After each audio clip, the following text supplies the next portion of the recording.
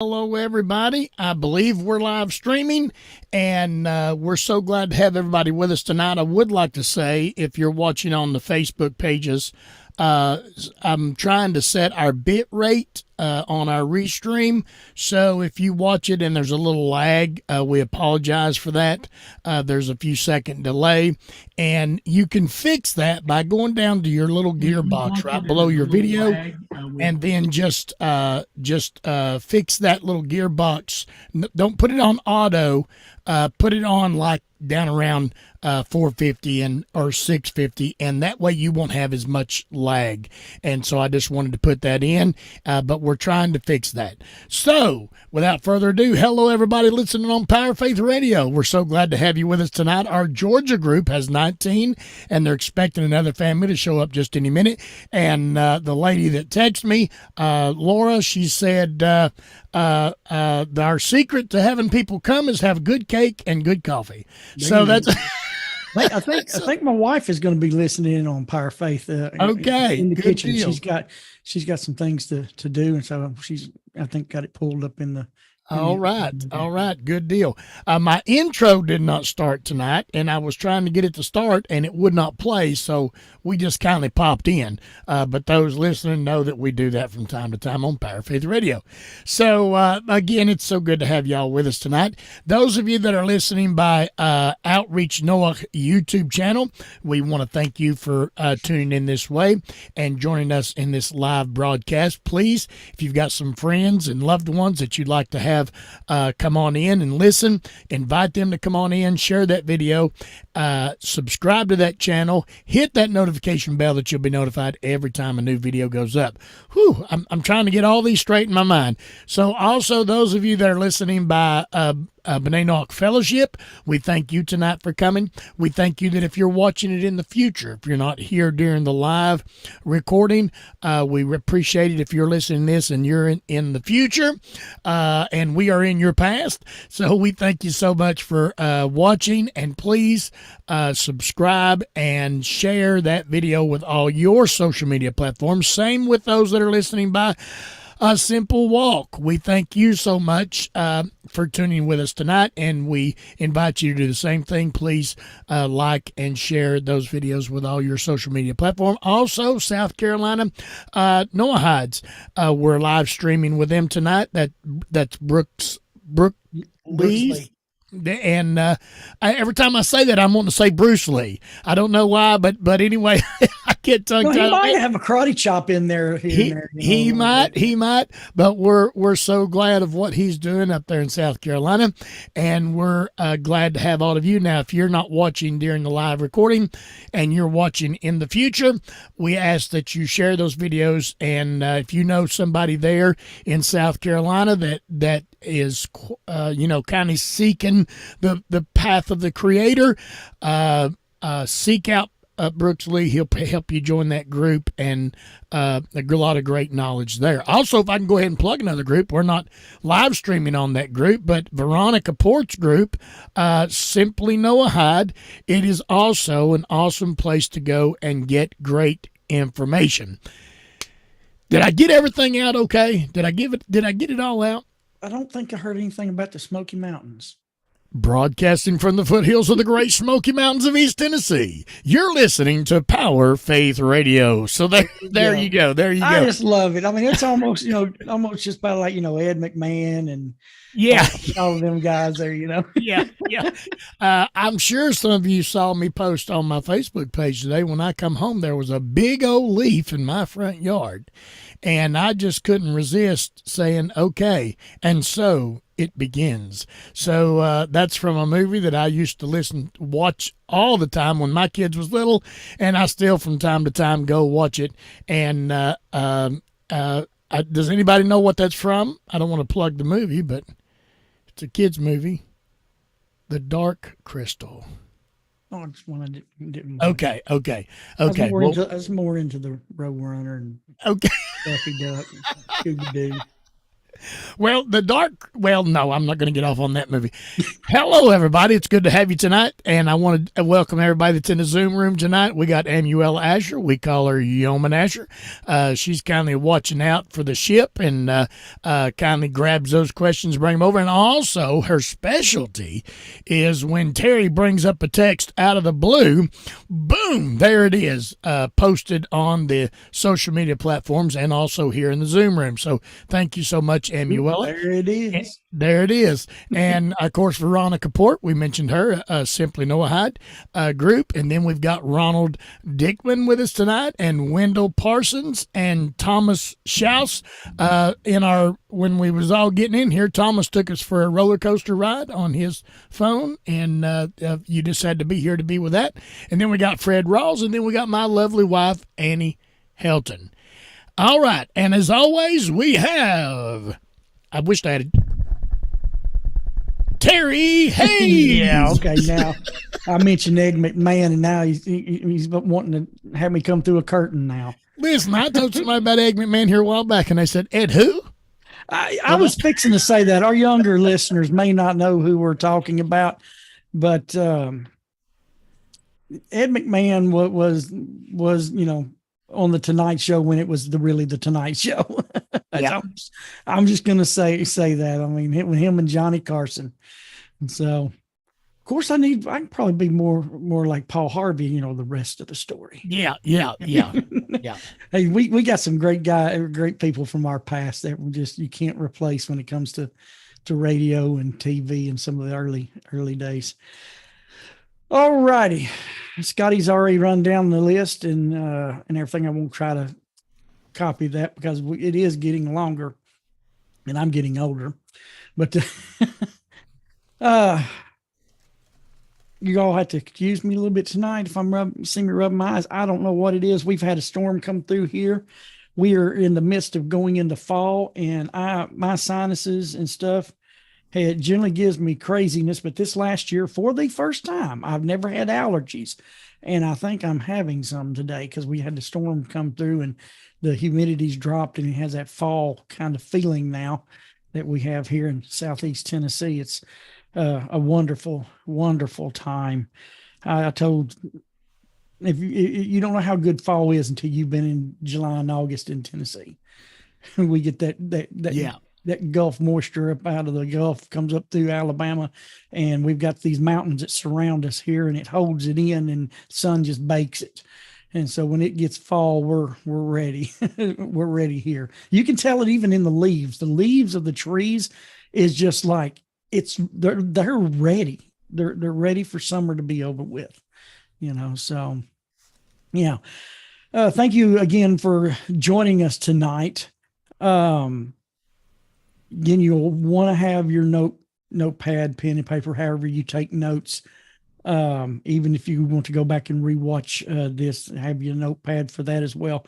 I'm going to be covering some things tonight you're going to want to jot down so you can go back and look at it, maybe write down some questions and some thoughts on what we're going to be getting into tonight. I'll go a little bit more into that when we get ready to get into the class and everything. So, Scotty, are you about ready? I am ready. This is totally not on the subject at all. It is something I saw this week, and I don't know why I never thought about it. Let's hear it. If Wile E. Coyote could afford all those missiles and all that stuff from Acme, why couldn't he afford to go get him something to eat? It would just take all the fun out of it. I don't know. I saw that this week, and I'm like, Roadrunner's one of the things I know. Like, he could have went down to the diner on the corner and had him some rabbit stew, and wouldn't have had to, or some Roadrunner stew. He wouldn't have had to spend all that money. Oh yeah. Okay, I know it wasn't. It's been one of those days. Okay, I thought it was kind of cool. That's I thought. So years ago, when we were traveling down into, I think it was down lower parts of Alabama to do a series of services, I saw this big building on the right-hand side. It said Acme Company. And I said, that's where he orders all of his bombs. Yeah, and those holes that he lays around. I mean, that's pretty cool. Okay. Go ahead, Okay. Scotty. I'm Okay. sorry. I got No, off you're topic. good. You and Thomas are on the same wavelength. I can tell Thomas is just loving that. He's going We to need to go. get together and have a good meal, don't we, Thomas? Yeah, crawdads. So, okay. Here we go. Here we go, everybody. Listen, we want to thank everybody who sent in Sadaka during this past week and who requested some names. I've got a blessed memory that someone sent in this week, and we just want to tell you, everybody, that we appreciate it. And none of the Sadaka that comes in goes to Terry or I. There is things that may come up, and we discuss it, and we give to that charitable need. And so we want to let you know that that's what happens with your money when you send it in. So we thank you so much for those that sent in charity under the title of Sadaka. I'm looking forward to teaching that the Sounds week like it's after gonna be next, Terry. I'm looking forward to touching on that. And and on that, I know I've said this as well, but if we have any newer listeners, just as an example, we when I say we, not just Scotty and I, we have helped COVID patients. We have helped people pay utility bills. We've helped out with several funerals, from a child to a pastor. Yeah. It's just different things. And in this as well, with what Scotty has done, he also inspires others. And I know, we have heard others from what we teach on Sadaka and what we do with Sadaka, they themselves are now going out and doing the same thing. And that's the goal, is to, we all become, like Hashem, and share the mercy and the grace that he has shared upon us, and we share upon one another. Go ahead, Scott. I had a great discussion with somebody this week, and I don't want to get too much into it because I don't want to bring a religion or religious practices into the conversation. But the question was, do you not care for their soul more than them giving or being good, doing tzedakah? And I said, well, according to the text, when the Creator looks down and he sees your tzedakah, that touches him. And so that's all I'm going to. Did I say that right, Terry? Did I say that correct? Right. Well, it does touch him, and I'm going to say it like this. For man was created in the image of God. And when you do that with another man, another person, and give, and you give and share life with them, you're doing that with the image of God that's in them. So you are touching their soul. Yes. Yes. See, we don't understand that when we give and we help out, and when we teach someone to do what is right, you are touching the soul, because you cannot touch a person without touching the soul. Right. You can't. It's impossible, because they're created in the image of God.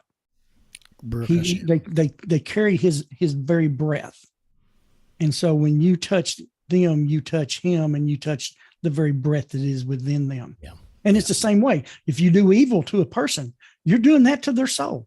Yes.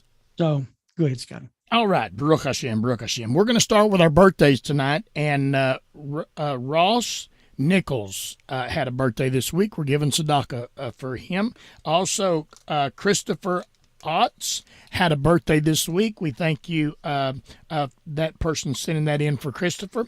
Also, Yiska Rose had a birthday this week, and we thank you so much. And also, Yisrael Kellen had a birthday this week, and Cynthia Taylor had a birthday this week, and then a good friend of ours, Ilario Herrera. Did I pronounce that correct? Right. I never can get his last name because I just don't have that much Spanish in me. Well, he knows I'm from Tennessee. He knows we're both from Tennessee. Oh, he did message me today. We chatted for just a few minutes. I was at work, and so I couldn't do a whole lot and everything. But he's doing good. They've moved down to the Houston area, him and his wife. All right. Well, They're today good. is his birthday. Today That's is good. Happy birthday, Hilario. And then also, we're going to move in those that we're looking for miracles and things to happen in their life, strength and total recovery. Of course, we always give tzedakah in this part for our teacher, Pesach Sherbo. And then Mary Parsons, we're giving tzedakah for Mary tonight. That's Wendell's wife. Wendell, can you give us an update on your wife? Yeah, she's doing well. The radiation's starting to show up in some fatigue, but outside of that, she's doing very well with it. How much longer does she have to go with that, Wendell? Well, she's going to go to October. Let's see, October 7th. Okay. So she's got about another month to go. Okay, we're looking for a total healing there, total recovery. Giving tzedakah for that. Thank you for that update, Wendell. Also, Ronald Dickman. Ronald, you look pretty good tonight. Yeah. Yeah. No, that's yes, morning heat bit. Well, I wasn't early. I got 5 minutes down the road with the dog, and I had to stop for 5 minutes. I was that exhausted I could hardly breathe. So, yes. Not to worry. we'll sort it out. If not, like I say, as long as I take breaks in between and get myself settled again until the next round. All right. Nothing we can do, so we'll just carry on. Yeah. Well, we're going to continue to give tzedakah for you, Ronald. Thank you. Looking for the Creator to do something great. Also, Ethelene Moore. We're giving tzedakah for her tonight. She is in a rehab.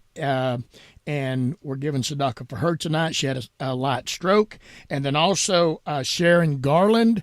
Modern technology is so fascinating today in medical field. They went up through her leg and changed a valve in her heart. And now that is something else right there, but we're looking for her to have a total recovery. Also, we're giving tzedakah still for Ronnie Suits. How's Ronnie doing, Terry? He's doing good. His blood pressure is up. He's feeling better. It's not exactly where it needs to be, but he does believe he had gotten dehydrated from the procedures and stuff that he had to have done last week. And it kind of took a toll on him a little longer than he expected.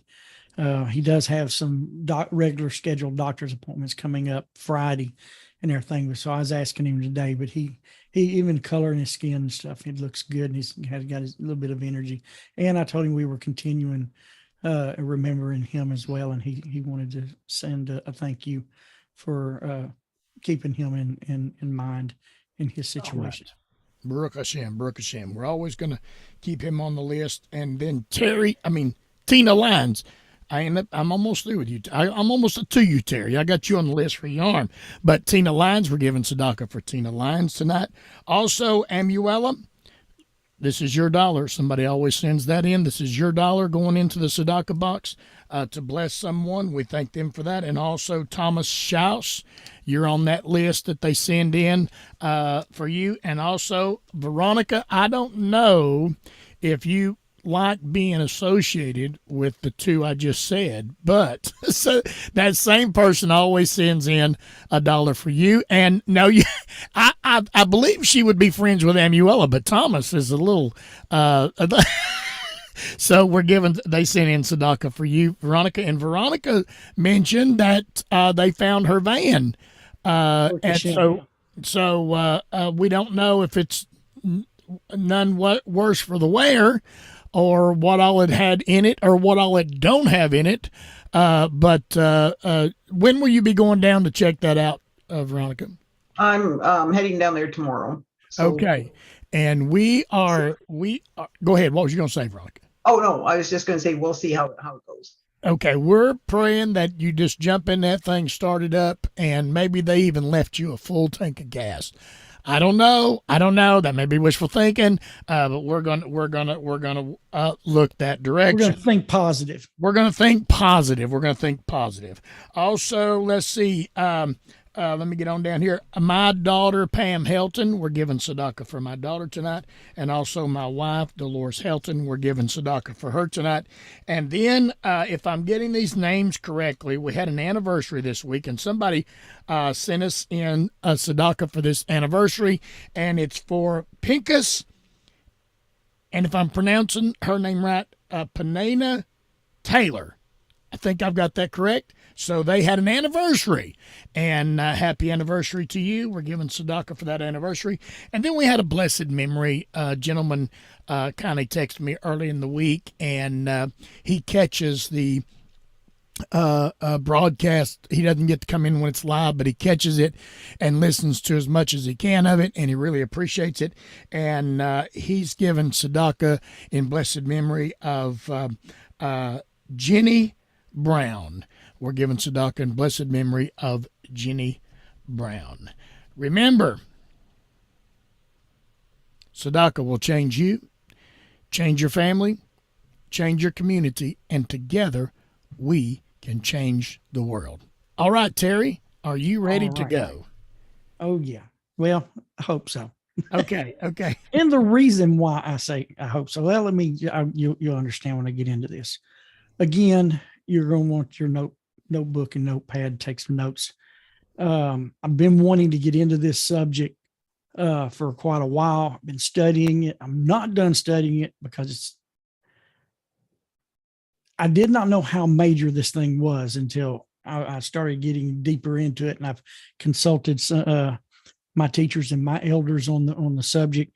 And it's very, very important. It's going to seem simple. It's going to be like, how come this is important? You're going to learn how important this issue is with the Creator. Now, that being said, we're going to be getting into Derech Eretz, and you'll understand that's Hebrew, and I'll explain that even further.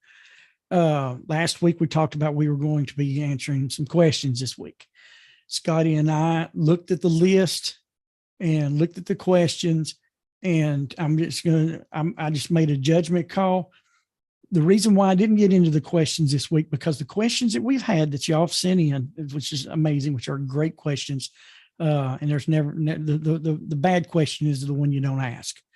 So it's always good to ask questions. That's what we want. We want questions and comments and thoughts. Maybe something you've thought about. Share that with us. Is the reason why I decided not to do that tonight is because in all truth, everyone that we went through, we're going to be covering, because we're going forward.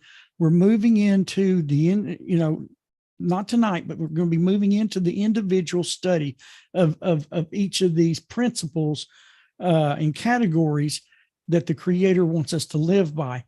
And one of them is right there at the top of the list. And I'm like, that's going to really be, I'm almost right in the beginning of our next lessons when I come back from my trip. And so instead of like touching on it here and there on all these questions, we're really going to get more information for the questions when we get into the subjects that we're going to be getting into. And it'll give it actually a better do as far as answering the question, because it may even bring up things that you didn't even think about that's going to help understand that a whole lot more. Now, that being said, on Derech Eretz, it literally means the way of the land. And we're going to be getting into that. I have found out in my studies, and I'd even questioned some things myself, because I'm going to be honest with you, this is a subject that I personally have not heard taught a lot about. And yet this is a very serious issue between humanity and its Creator. And as I was pondering this, I started seeing that some of the rabbis and the teachers that teaches those of us of the nations are actually starting to bring the subject up. And I find it interesting. So it's got to be, I guess it's timing. Is timing. It is so serious of an issue that, to be honest with you, we're going to see this brought on the destruction of the world at the time of Noah. It is so serious, it brought on destruction of the second temple. When this is neglected, when Derech Eretz is neglected, even though you're observing God's law, like say the Jewish people, when they're observing things exactly the way they're supposed to be done, 100%, and they fail in Derech Eretz, it caused the destruction of the temple. We're going to get into that. And it caused the destruction of the earth. And we're going to work our way to that. May go a little over tonight. I'm using the fact that we're not going to have class next week, so we're going to get just a little bit into next week. So I've got so much up here that I've been studying. I'm like, I just really want to cover this. I want to cover. It's hard to pick this and not pick that. So we're going to see how far we get into this, because technically I'm going to go all the way back to the beginning again in Genesis chapter 2, verse 16.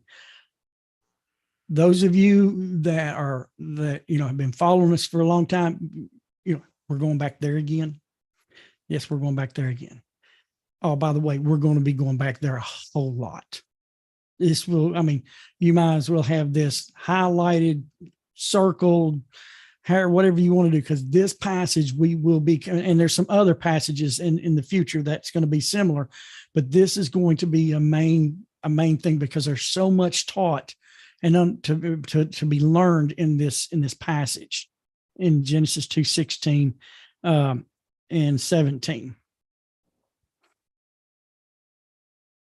I'm going to go ahead and we'll go into the text right here and read it again, because we discussed it, I think, about a week or so ago, and we're going to be discussing it almost off and on almost every week, especially as we go through all of the principles, because every one of them ties back to this.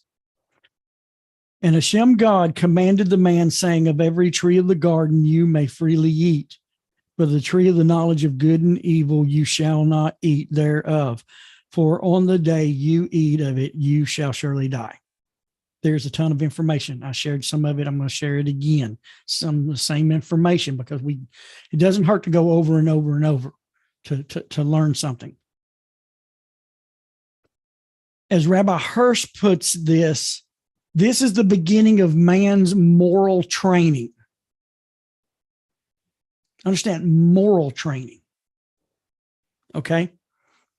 As I brought out I think it was last week, of every tree of the garden, that's part of this instruction. This is an instruction. The Creator, He's made the earth, He's made everything. Now He's made us, made man. Now He's given that man an instruction. And again, that right there, when we get into some principles, is very important for later, because we'll be coming back to this verse again. Of every tree of the garden you may freely eat. That's part of the instruction. So many people just read over that. I've read over it hundreds and hundreds of times. That's part of the instruction that the Creator said, every tree of the garden you may eat. He's saying, this is yours. Freely take it, all you want. I give you everything. He says that again in Genesis chapter 9. But He says, I give you everything. But the tree of the knowledge of good and evil, that's mine. You don't eat of it. You can't partake of it. You can't use it. You can't do anything. Even Eve says, well, I'm not supposed to touch it. Well, that is not specifically said, but it is said. Because if you're not to eat it, you got to touch it to eat it. So in essence, don't touch it. So what we are seeing here with the very first husband and wife, the Creator is saying, saying to Adam, He's saying, I'm setting up a boundary here. I'm putting up a fence.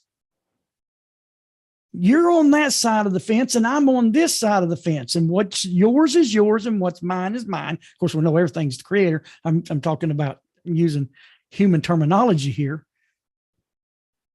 but that's all. Those trees are yours, but this one's mine.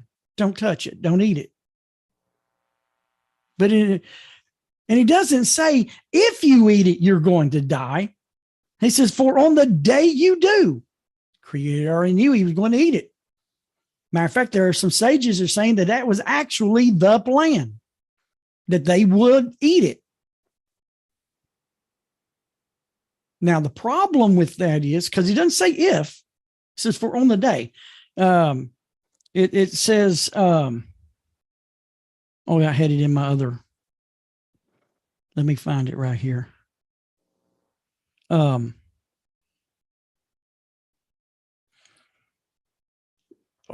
me look at the Hebrew here. Where am I at in the Hebrew?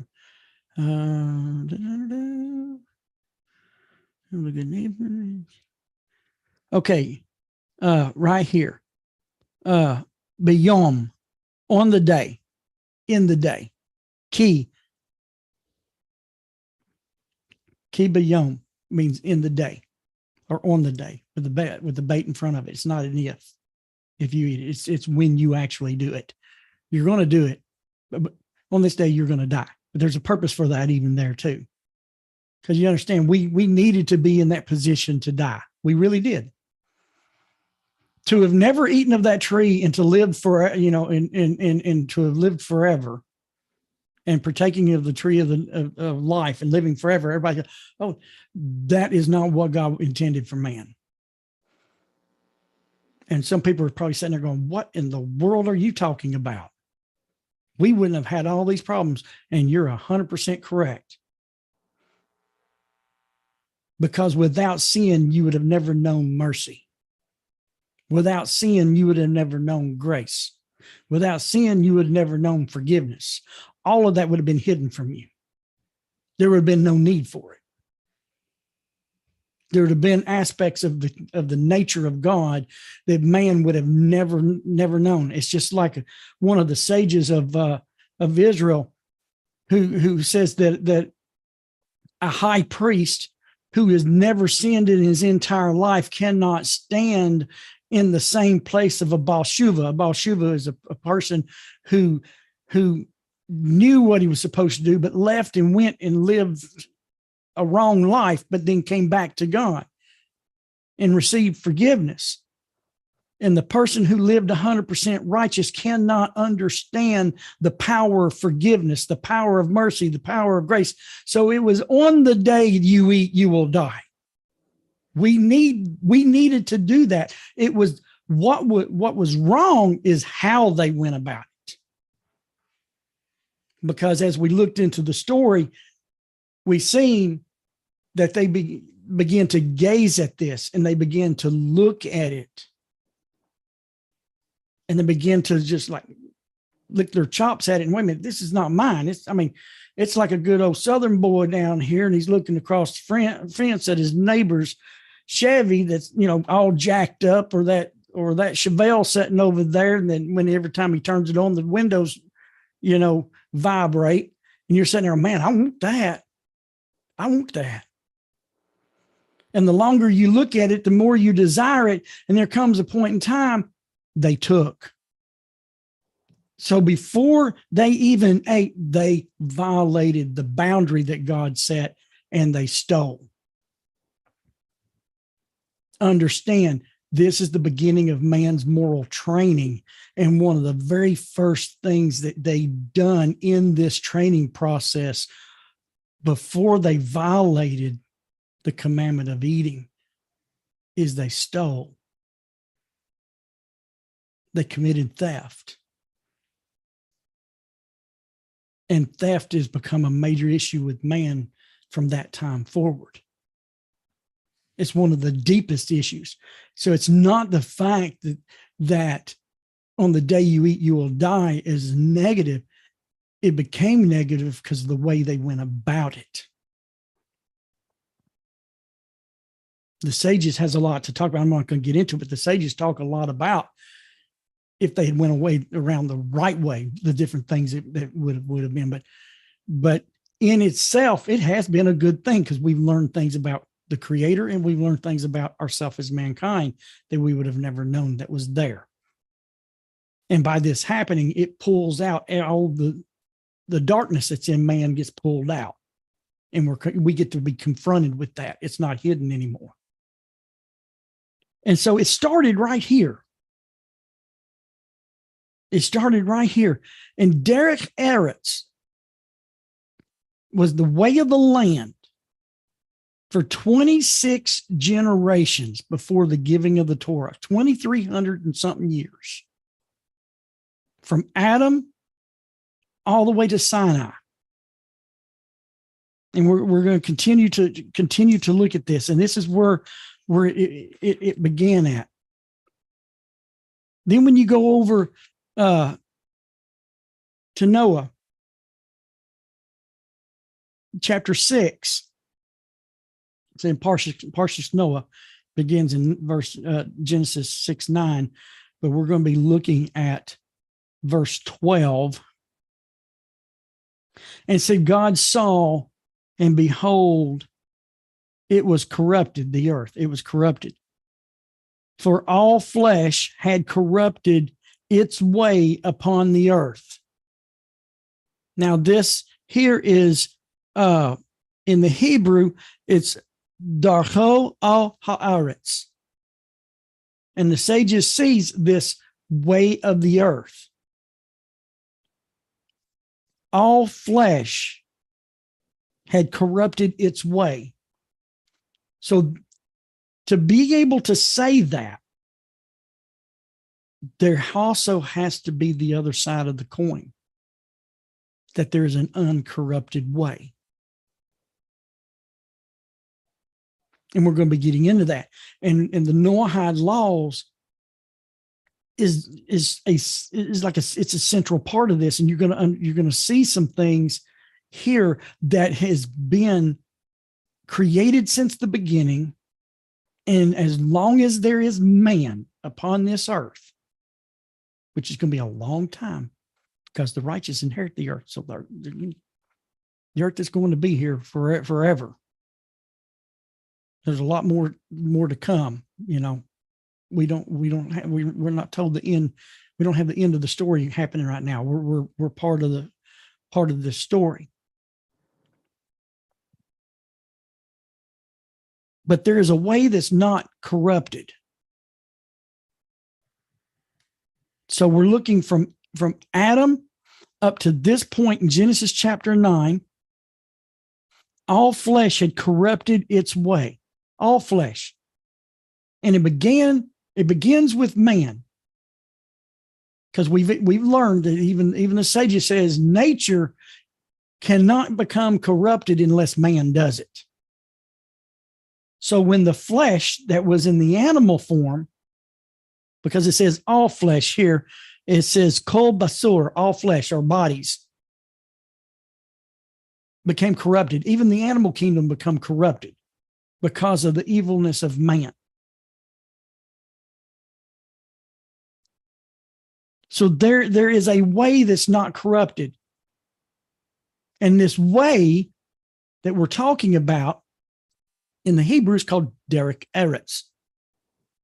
It is the path or the way of the land. Oops, sorry, guys. And that's what I want to look into, because this is going to lead into our future studies. And when we get into the future studies, you're going to remember this, and I'm going to be teaching on Derech Eretz even more in the future. So the term Derech Eretz, even to the sages, is one of the most complex. Believe it or not, it's simple as it's going to look simple to you, but yet it's complex. You know, it's the most simple can understand it, but in some areas it may take the most brilliant scientists to grasp it. In a way, you see what I'm saying? It's not hard, but understanding its fullness, it's something to think about. It's something I've been thinking about.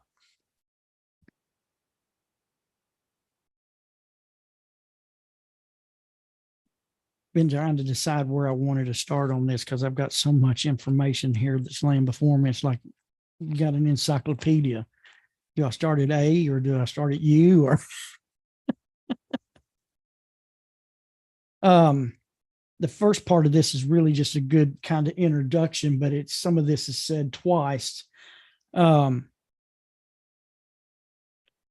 since we're talking about the flood, this is where I wanted to really start at, because this is what impacts humanity. The way God related with man began to even change at the time of the flood, and the way things were. And Noah was set up to be the second Adam. He was going to be the father of all mankind after the flood through his children.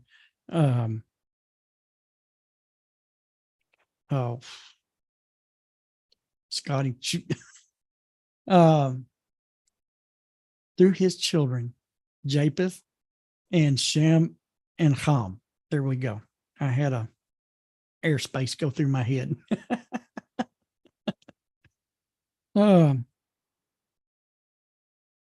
Derech Eretz, at the time of the generation of the flood, the sages says there's 6 areas.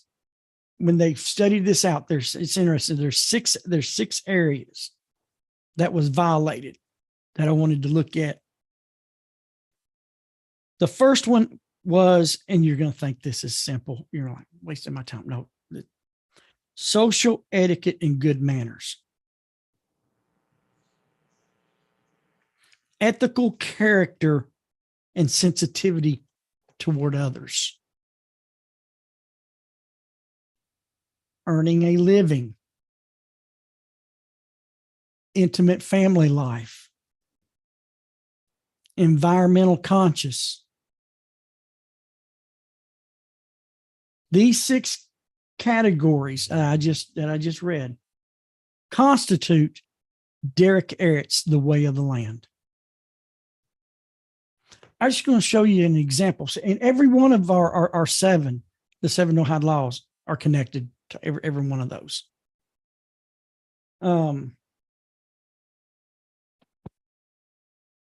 Just an example. Earning a living. Put this in your notes. Psalms chapter 128, verse 2. Just an example. When you eat the labor of your hands, you are happy, and it is well with you. When you eat the labor of your hands, you are happy, and it is all well with you. It's from the Psalms. Matter of fact, in verse 1, it says, praiseworthy is everyone who fears the eternal and who walks in his ways. And it's very interesting. Praiseworthy is everyone who fears the eternal and walks in his ways. And the very first thing it mentions is when you eat of your labor of your hands, you are happy and it is well with you. Think about that in Genesis chapter 2, verse 16.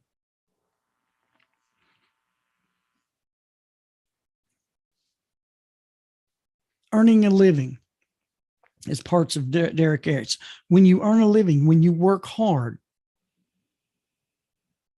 you take pride in your earnings. And it says, when you eat of your labor, not necessarily eating of your labor has to be food. When you take the things you earn and you purchase things, you're consuming. So let's change the word. When you consume the fruit of your labor, of the labor of your hands, when you consume it, and you have possessions, be it food or home or cars or clothing, it is well with you. What does it mean when it's well with you? That means whatever your neighbor has doesn't have an effect on you. So when you eat of the labor of your hands and it is well with you, you're less apt to steal. Can we see where this is going? This is basic stuff. Sorry, folks, you're not getting this in religious teachings anymore. I know, because I've been there. Everything wants to make everybody feel good, feel happy, and feel the plate. No. The generation of the flood died because of the lack of this. One family was redeemed because their actions were righteous. His righteous actions, actually the father, Noah, our patriarch. He's our patriarch. He is our righteous patriarch. As the non-Jewish people of the world, because they have Abraham. They were like the woman. They're like the woman. The woman was taken from out of man and was made into the woman as a helpmate. Israel was a nation taken out of the nations to be a helpmate to the nations. So Noah is the patriarch. He's our patriarch, and he was righteous in his generation. And the Creator saved humanity through him.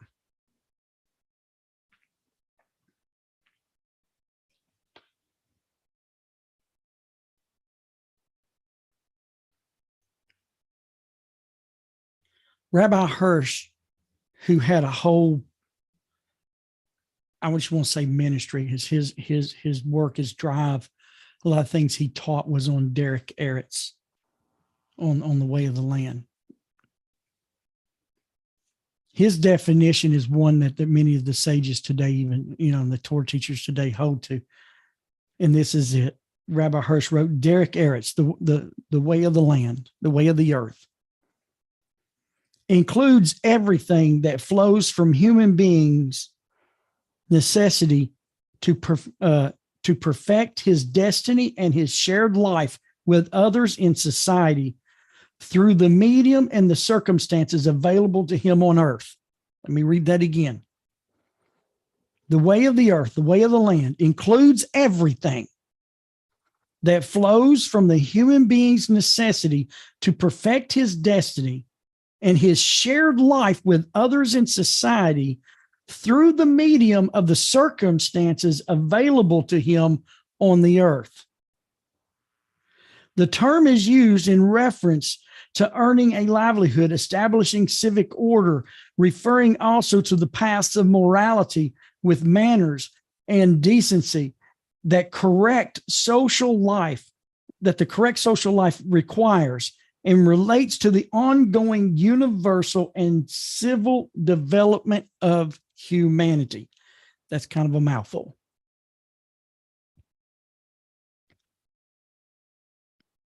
Based on that interpretation, Derech Eretz and Rabbi Hirsch's definition, it is clear that the most accurate definition of Derech Eretz, the way of the land, is the dual ethics and civility and civic nature, or virtue, civic virtue. Civility means treating everyone we encounter and all members of society with the consideration and decency and respect.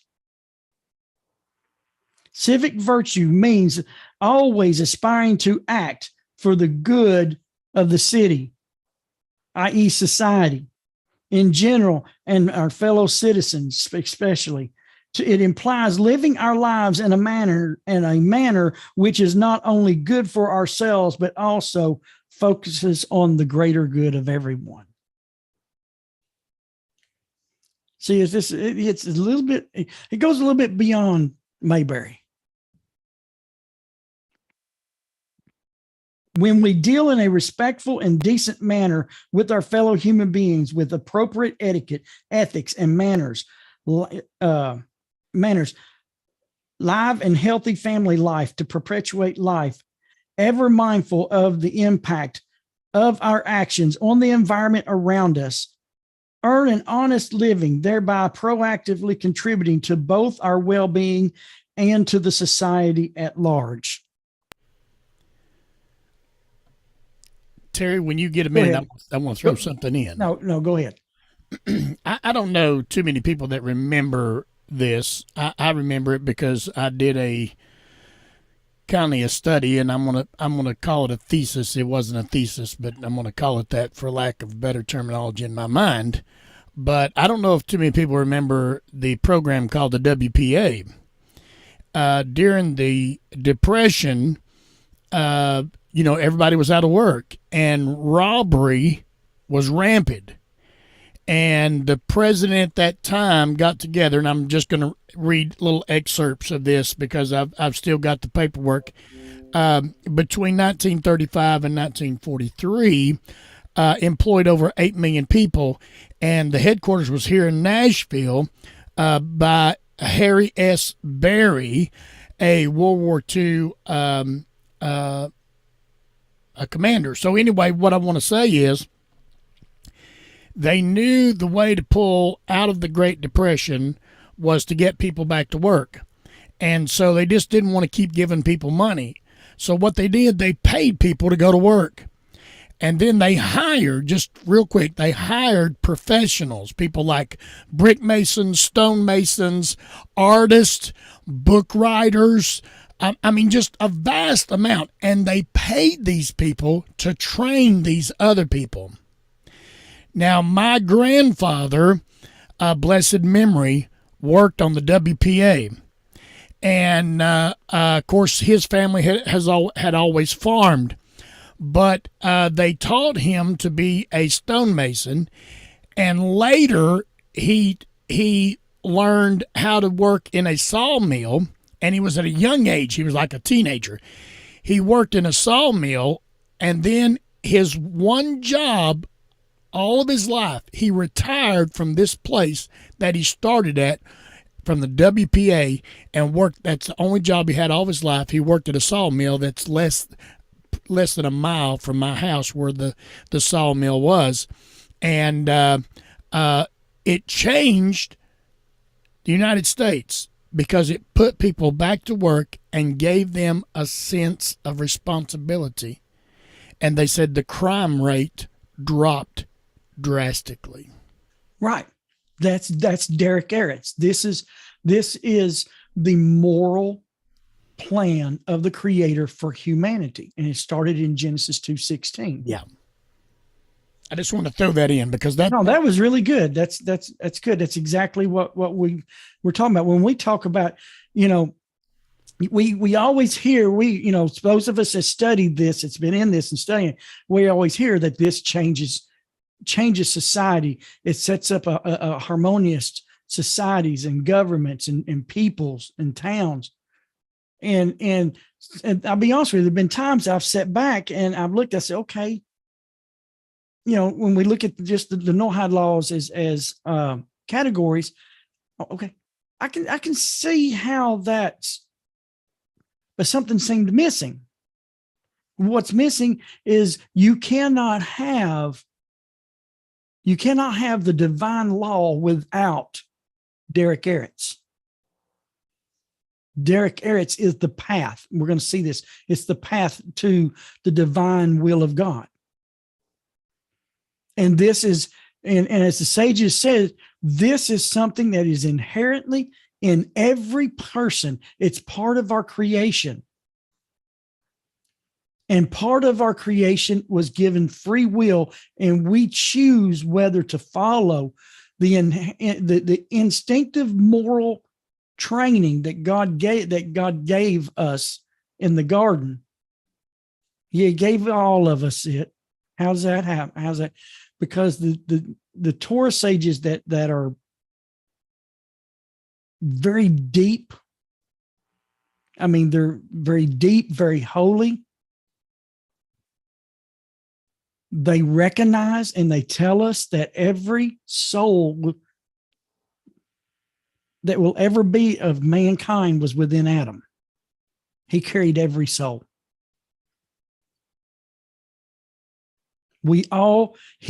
got the breath of God was given to him, and he became a living being. And through him, that breath, the breath of God is eternal. It doesn't stop. And that breath that he breathed on that sixth day into Adam is still going through humanity. And it hasn't stopped. God just didn't breathe a zillion times on a zillion different humans. He breathed that one time into Adam, and that breath is the very breath that is in you. That image that is in you came from Adam that day. It's eternal. The breath of God does not die. When it leaves this body, it returns to him. And the body that was from the earth returns to the earth. Things goes back to where it came from.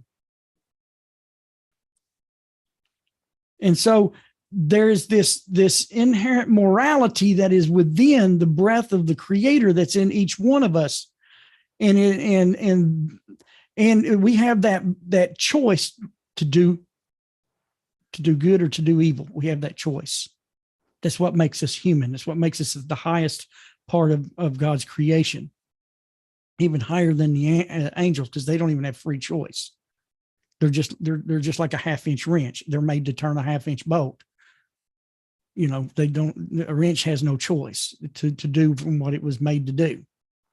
But we have a choice. Now, the generation of the flood, a society that went wrong. When a society lacks the core principles of Derech Eretz, its social fabric degenerates and eventually falls apart. You cannot have society without the way of the land. Every society that has done it has failed and has vanished. The generation of the flood was on a mass scale.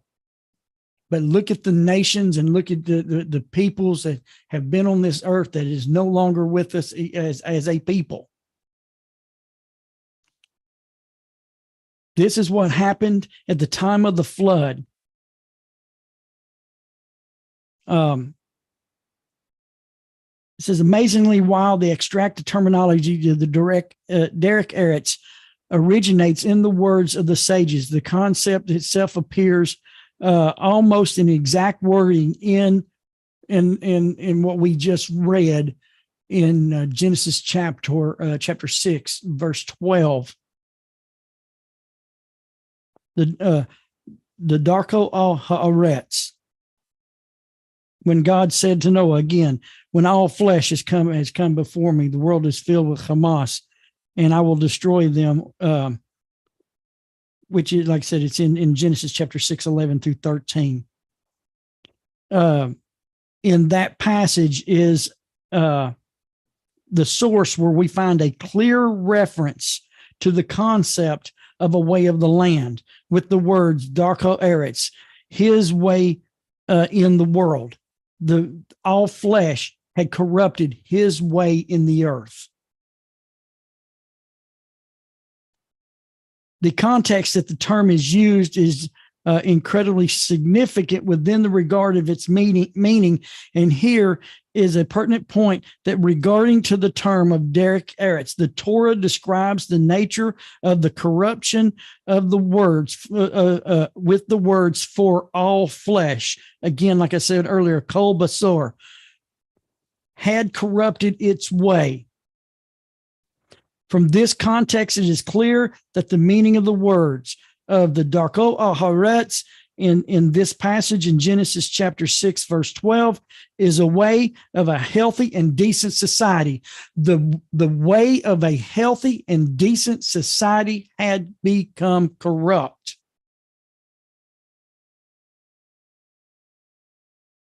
Ibn Ezra, one of the Torah sages, and is also Roddick, on verse 11 points out that the word Derech Eretz literally refers to a basic nature, a basic natural human instinct, and inherent morality.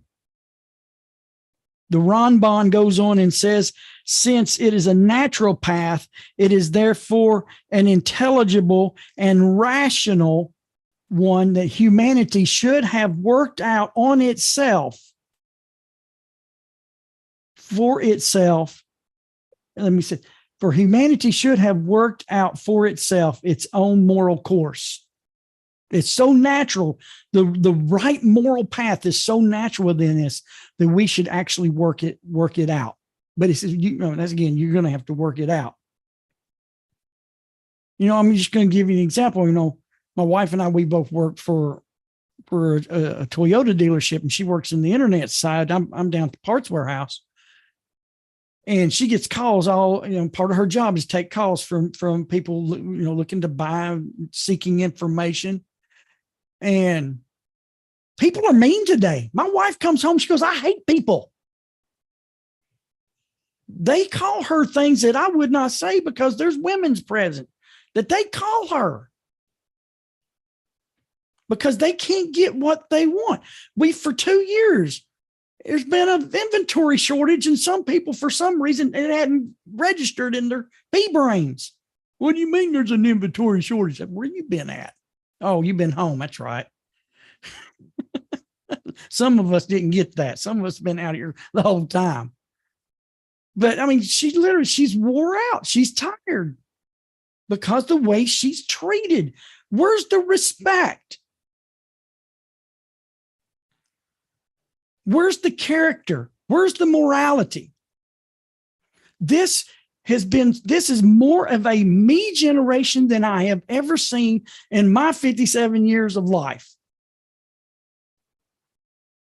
And over again, like I said, when we go to work, you got these people that are running 900 miles an hour up the road, pushing you over so they can get to where they want to go, not knowing that very act is a form of murder. When you put yourself and someone else's life in danger, that is a violation of God's will.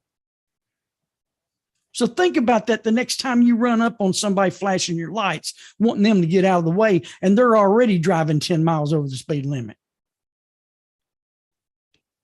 That is a violation of the will of God in that act. This is what we're talking about. This is what Outreach Noah is about. We're trying to bring the ethics and the morals of the Creator that He has already had in place within us, that will always be there. It will never leave. And we will always be expected to act like this.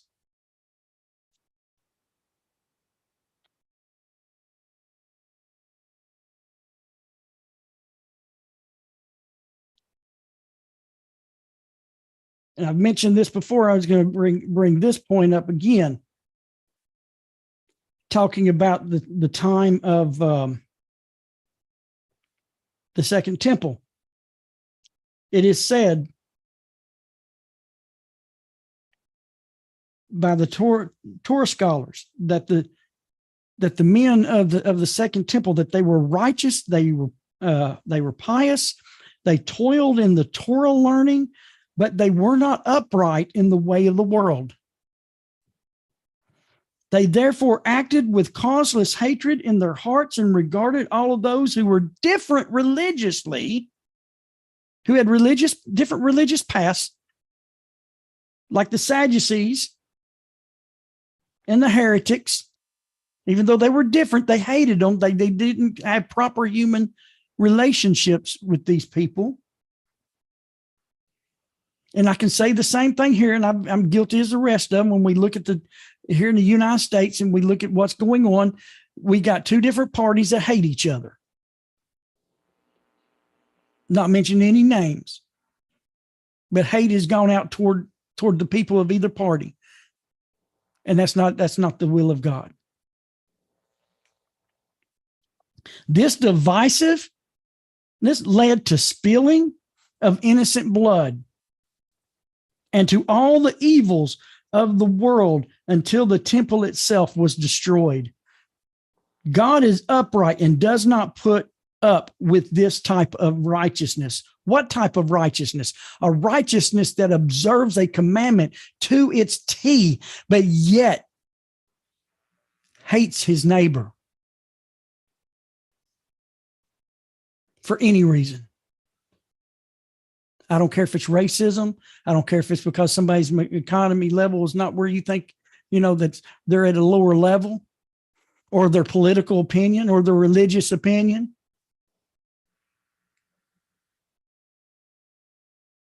That's the filthy rags. Again, what destroyed the temple? Not violating the law of God was being kept. It was the violation of the natural human way. You can't not observe the will of God. Observe it. You can't practice it. You cannot keep the will of God when you don't have the way of the land that is inherent within, that makes a healthy society. God is upright and does not put up with this type of righteousness, which is not coupled with the upright moral living and the ways of the world. Even though this righteousness is abstaining to the sake of heaven, it causes a destruction of creation and a decimation of civilization. The very same thing that destroyed the earth destroyed the temple in the second temple. And see, what you need to understand is most people that doesn't get into these studies is understand that the temple is a representation from God of the whole universe in one place. It represents everything of God. And yet that place can be destroyed because of immoral living and attitude toward one another. They may have not have been, if they were sexually messed up, then they wasn't observing Torah. See, again, we have the prohibition of theft and the prohibition of murder. They connect so much because, as we have learned, you can steal from a person and you can kill a person without taking your hands out of your pocket. And this is what we have been, Scotty and I are been trying to teach and wanting to teach. We want to help pastors. We want to help anybody that listen to bring this message of Derech Eretz because it is the pathway to the Torah. It is the pathway, and Scotty, I know I'm going over it, but I want to come over here to Rabbi Hirsch and show how this is the pathway to the Torah. Oh, by the way, I just want to bring this one little bit quick thing up. I wasn't going to, but did I take? No, I didn't. Thought I took my bookmark out. I'm studying a book that was recommended to me by the son of the Rambam who lived back in the 1500s. This book on the service of God is really good. He makes this comment right here. He says within Torah, there's two paths. There's the common path, and there is a very intimate path. He says, know that the benefit of 10 years of fasting, let's talk about a religious person, okay? You're a religious person. Know that the benefit of 10 years of fasting due to piety will be squandered by a single act of partaking in the product of robbery or theft. So no matter how righteous you think you are, how much you fast, how much you give, how much you observe, you do this and you do this, and so, and all of that.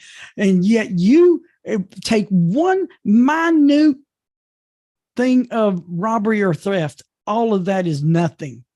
And that robbery and theft could be how you treated your wife that day, how you treated your employer or coworker that day.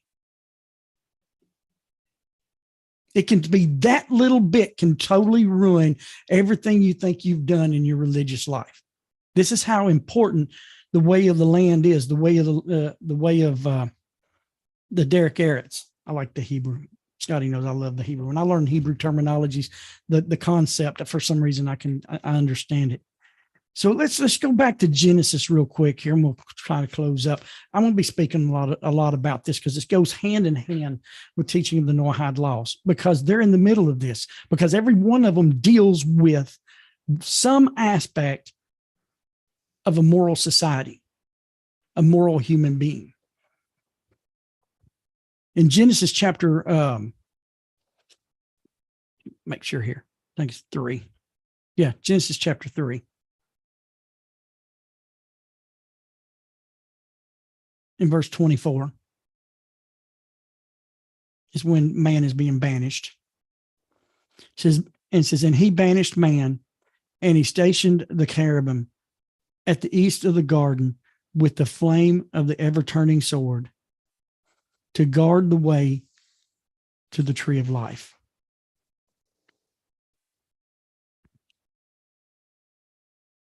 Let's see here. Where do I want? It says, man is not only removed from paradise by location, he's also alienated from God. When man follows his own senses and own desires, he was left to himself. So you need to understand something. There is climate change, folks, but it's not what the scientists and the groupies in that group believes it is. We learn in the book of Genesis that the earth depends on man following the will of God for it to operate correctly. And the Torah sages says when man turns away from the Creator, the earth turns away from man. The only way we're going to affect the proper kind of climate change in this world is have a massive world returning to the Creator.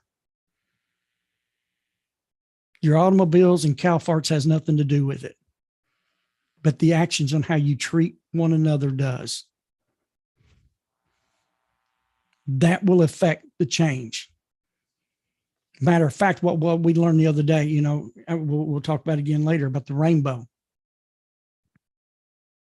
In Genesis chapter 9, in the covenant with Noah, the covenant with each of us, when God says, when I place the cloud in the sky and there's a bow, I'll remember not to bring a flood. To understand, he put that cloud in the sky because we were worthy to have a flood, because we violated Derech Eretz and the Noahide laws. Every time you see a rainbow, it's telling you you deserve to die in a flood, but God made a covenant and said, no, I'm not going to do that. So by the wrong actions of man, a cloud is put in the sky to not water and to not just bring health to it, but to bring destruction.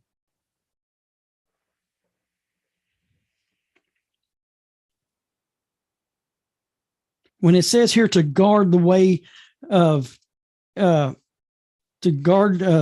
way of the tree of life, Eitz Chaim, can be interpreted in 2 ways. Either to guard the way of the tree of life so that man will not be able to find his way, or to guard the way of the tree of life so that the way should not be lost to man, and so that man should return to it someday, indicating from the words our sages to the latter interpretation. The sages, their consensus is the second interpretation, that the way was guarded so that man would find his way back, not to keep him away from it completely. And I'll show you something here in Proverbs as we close. The cherubim always appear to be the bearers of God's glory, revealing itself to man, intervening in human affairs. To guard the tree of life, which is a macrocosm of paradise, that it should not be lost to man. The cherubim represents the traces of divine revelation to man, God's beckoning by which man perceives the hand of God in the course of history. These are the positive means and instructions employed by the divine providence for the education of man. both together. This is interesting because I'd never even thought, see, blessed be God for his children Israel, the ones that teaches us how to study the word he gave to them. So you understand, and this is going to be a hard saying for some people, they ain't going to like it. It's a hard pill to swallow. It's the Hebrew scriptures. It belongs to the Jews. Actually, any interpretation that a non-Jew has of the scriptures is not even accepted because it's not ours. That's just like somebody from Bangladesh trying to tell me what the Declaration of Independence is. It's like somebody from Singapore trying to explain to me what the 4th of July is. It doesn't work that way. And that's the same way when it comes to Hebrew scriptures. It's where we're told in Psalms 147 that it was given to Israel. We are told that it was, Moses wrote it down on the mountain and he gave it to Israel, and Israel to the prophets, and the prophets on down to the men of the great assembly. And it's come all the way down to this day. It says, but both together, the sword and the cherubim. I love it. The sword representing suffering and the cherubim representing revelation. That guards the way of the tree of life. In a broader context of this section, our verse means God parted from man, but he appointed the cherubim and the sword to preserve for man the way back, the way to the tree of life. This way leads to the tree of life. It is called Derech Eretz.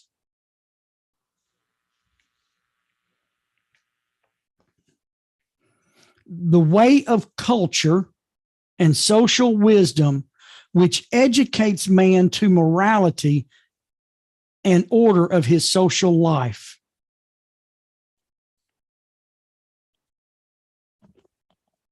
Before I finish, I was going to read this in Proverbs chapter 3, verse 18. It says, it is a tree of life, the Eitz Chaim. In Hebrew, it's Eitz Chaim. That's what it's called in Genesis, Eitz Chaim, the tree of life. It is, and this is speaking about the Torah, the instructions of the Creator, the will of the Creator that was given to Moses. It is a tree of life to those who hold fast to it, and its supporters are praiseworthy.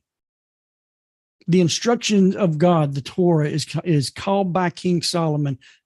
It is a tree of life. It doesn't say the tree of life. It says, King Solomon says it's a tree of life. It brings life. I thought this was very interesting here because it's referring to what Adam and Eve did. Culture begins the education of mankind, and the Torah completes it. So you have culture, the Derech Eretz, the way of the land that brings a healthy society, educates man on how to be socially correct. And the Torah completes it. The Torah is a human education in its consummate form. The fig leaf and the apron that we read about with what Adam and Eve did are the very first signs of culture. Begin the education of man, and culture that is subordinate to morality is the first stage of man's return. The first part of your returning back to God is Derech Eretz. It's the path back, correcting your human relationship, your society relationship, your relationship with yourself, relationship with your family and your neighbor and your city and your country. Living a moral and healthy life, moral life, is the first steps back to the Creator.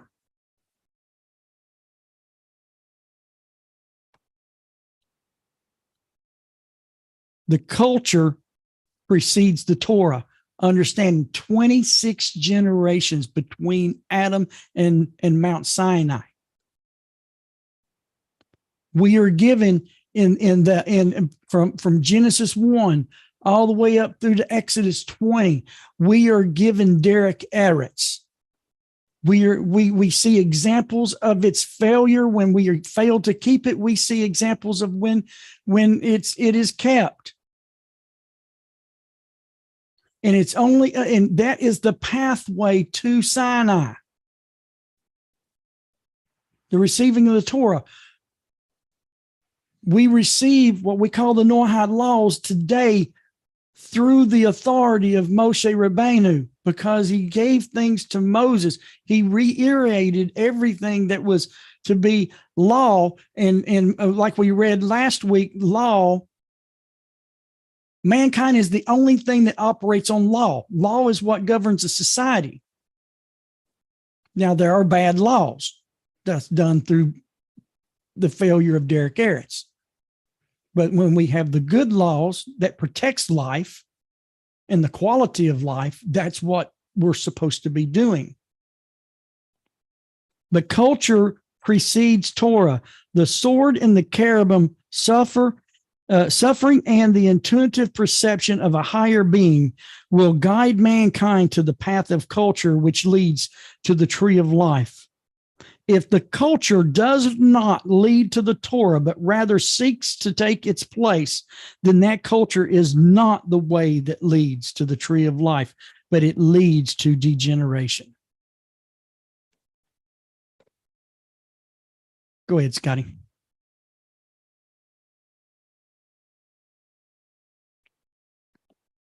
Okay, here I am. Listen, I know I probably started the pot again, but no, this is such an important thing. It seems to be simple. Live right, be right, and but it's more to that. It really leads to either man is going to thrive and be healthy, or he's going to degenerate and die. Yes.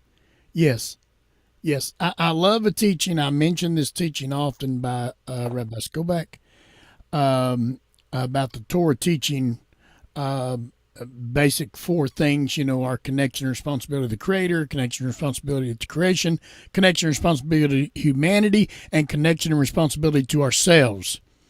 And so the fact is that if we lack in any one of those four, we will lack in them all. But if we excel in any one of those four, we will excel in them all, such as our connection with ourselves and our connection with humanity.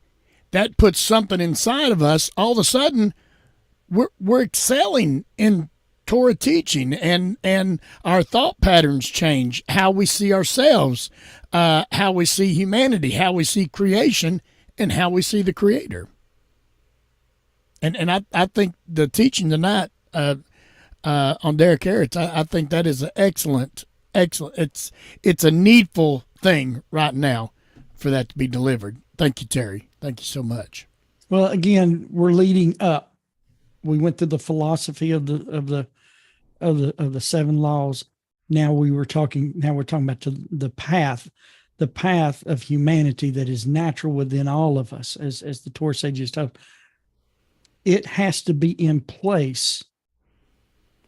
And when it is the path unto the divine law of God, and learning from the divine law, what we are responsible for. Again, the divine law, it says, keep my commandments, fear God, keep my commandments. You got to be taught which commandments are yours, because you can try to keep a commandment that's not yours, and that's not a good thing either. And I've used the example, God has showed us that in Israel. It's right there for us to understand. Yes. Even within Israel, the average Jew living on the street who is not, let's say, a Cohen, the priest, or a Levite, they cannot run in the temple and decide, well, God commanded the ashes of the altar to be cleaned off, and I'm going to do that today. It's not your job, not your commandment, though it was commanded by God. Mm-hmm. It's so we see that God has, and a Jew can sin and actually be liable to death for taking on commandments even that was given to Israel that wasn't given to them as a person, but it was given to another part of Israel. And that's the same thing with us, is that we as human beings, is, Rabbi Hirsch, the divine law of species, we don't have a lot of the commandments given to Israel. We do. I mean, when you look at the whole package, it's more than 7. It's categories. So we've got to learn what is our obligation and our duty before the Creator. And that's what Israel teaches us. And then once we get Derech Eretz in and we have that harmonious, healthy society, then we can take that step into the divine will of God and into his commandments that is designed for you in the place of the creation he made you. Yeah. And then you become it's amazing. All right. Now, Terry, plug what the class is going to start on when you come back in 2 weeks. Next week Scotty's going to be out of town, and then the next Wednesday I'll be out of town.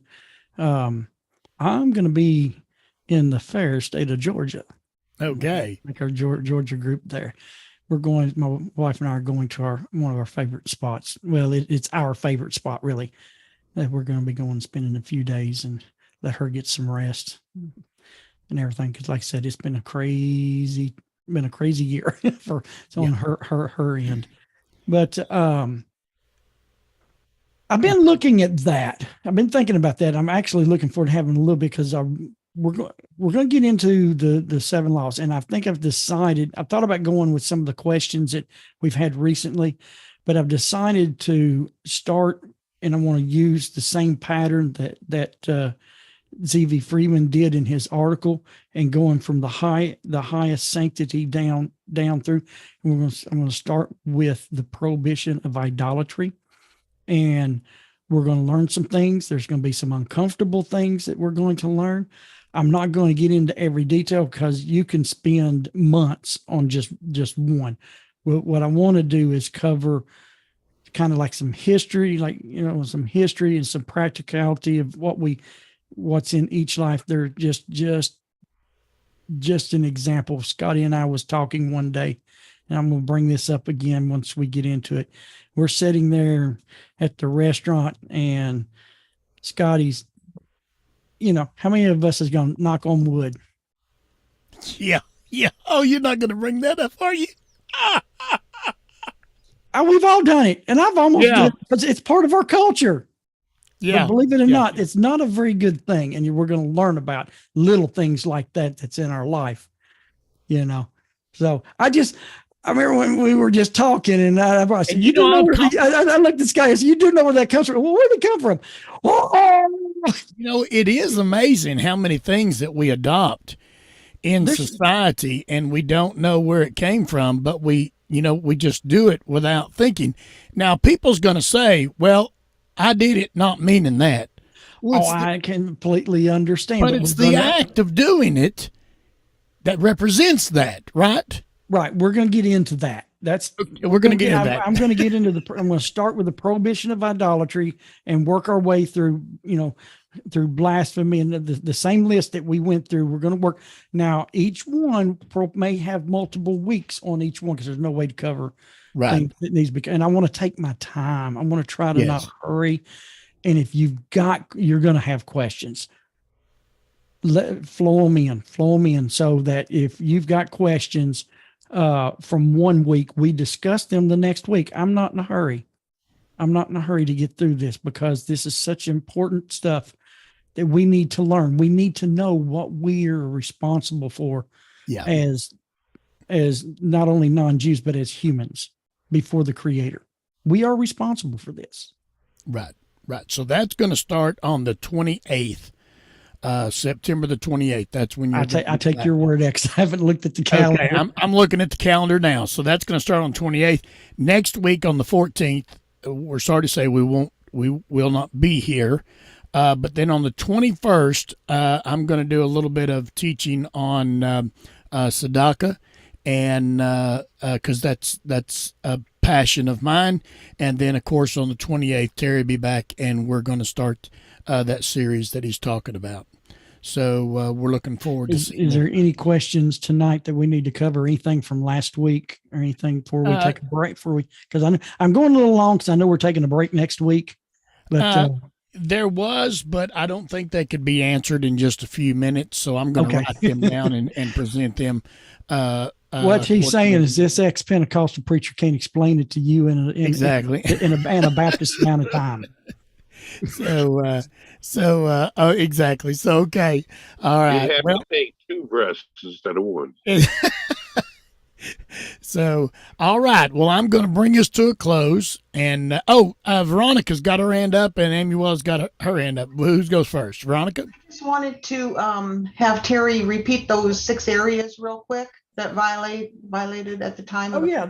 Yeah. Please write these down. I missed some of the words, I think. Sorry. That's a good thing. That's the reason why I want y'all to try to take you some notes. And I know you can go and listen. And sometimes I get so much on my mind that I go a little bit too fast. All righty. Let's see here. It is number 1, social etiquette / good manners.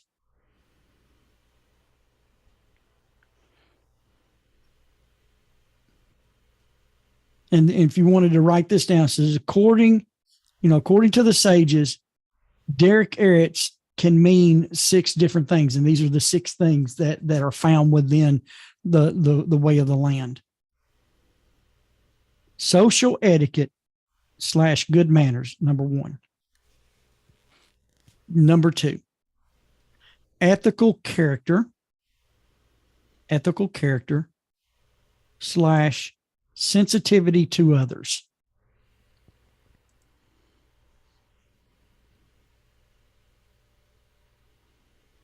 Okay. Number 3, earning a living.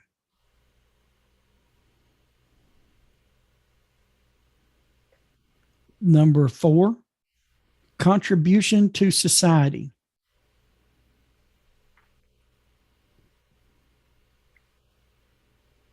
Number 5, intimate family life. And number 6 is environmental consciousness. These are categories of Derech Eretz. And as like I just shared, what little bit on earning a living, what you can get into, and we're going to be getting into these when we're studying the 7 laws. You're going to see how the 7 laws that we're to live by are connected to this.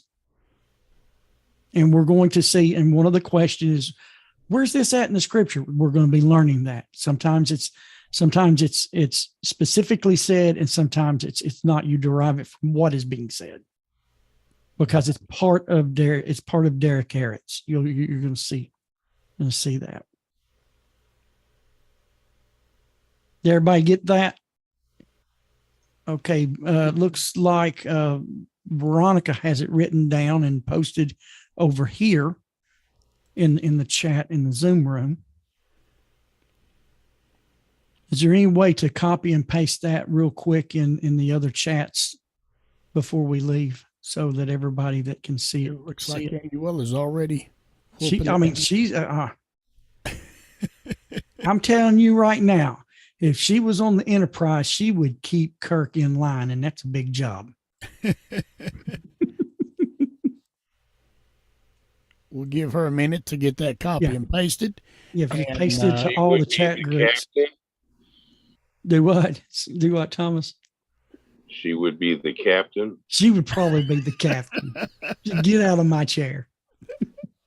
Oh, goodness. Oh, goodness. All right. Well, while she's doing that. All right, Scott, anything else that you can help out with before we get out? I believe that's got it. I'll start saying bye to everybody and give her plenty of time to copy and paste that over. Man, she's already got it on a couple of the platforms, so she's moving right along. And so we want to thank everybody listening to Power of Faith Radio. Our Georgia group did get that extra family in. They texted me, they ended up with 22 people, and they really enjoyed the class tonight. And their father was in the WPA, and he's still there with them. And he was talking about that in the first 5 years, everybody signed up. They had to close it a few years on into it because everybody didn't sign back up on it because they got work ethics put inside of them, and society changed, and people started working, and it was changing lives. Baruch Hashem. That's what we're supposed to be doing, guys. I know this seems simple on the surface, but this goes all the way to the core of our Creator and His desire for us. Yeah, and there's not too many governmental programs that ever get stopped, but this one shut itself down because nobody signed back up on it. Everything worked.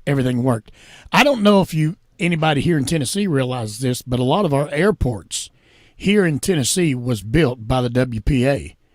Our sewer system here in Maryville and Alcoa City, that's still operating today, was built by the WPA. We've got a large wall up in, just real quick, we got a large wall up here in the city of Maryville on the back side, and it's now got vines grown all over it. But this wall is built out of stone, and it was built by the WPA. And so, roads were built. So anyway, going back to work, putting yourself to work changes your mindset about who you are. Yeah, it's a very integral part in observing the will of God. Having a job and being dedicated to work, and earning a living is at the heart of the Creator for who you are as a person. So I'm going to have to go ahead and talk about this, Terry, and get you to talk about something. I know we've run over tonight, and if y'all just bear with us, and you can watch this in two parts if you want to. There comes a time in a person's life that they love to work so much. Let's see, how can I put this? Well, let me just tell you a story. I worked for this gentleman, me and two other guys worked for this gentleman building houses, and he mismanaged his funds, and he was no longer able to pay us. And he told us, if you'll work for the next month, as soon as I sell this house, I'll pay you. Well, we talked about it, and we said, well, you know what? We love the work we're doing. We're going to go ahead and take him up on that. And so we worked without pay. Now, we eventually got our money. We didn't think we was going to get it, I'm going to be honest with you. But we worked without pay. So if the policeman suddenly was not going to get paid, would he still police? If the soldiers suddenly didn't get their pay, would they still be a soldier? So I think there's a place in our mind. I hope I'm presenting this correctly. I think there's a place in our mind that we have the passion within ourselves that we like what we do so much that the pay doesn't matter. Did I make that plain? I've been there. Yeah, it's the passion of what you do. I just want to throw that in. Maybe we'll talk about that after you get back some, and we get back to that position. So anyway, I just want to throw that in. Sometimes people work just for the pay, and they're miserable because every day they come in, I hate this job. And before you know it, they're depressed on everything. But then there's other people, they're probably worth more than they get paid. Well, if you look at the passage that we looked at in Psalms, it says, happy is the man, who basically who eats the labor of his hands, and all is well with him. So, and like I said, eating doesn't necessarily mean eating food. We consume things with our labors. We get money and things and benefits, consume them. And so a person who is just working for the money it's not well with him. Yeah. So there's a problem. He's not enjoying the fruit of his labor. I believe we're trained in certain elements of life, certain tasks that we can use that task to help other people without desiring pay for it.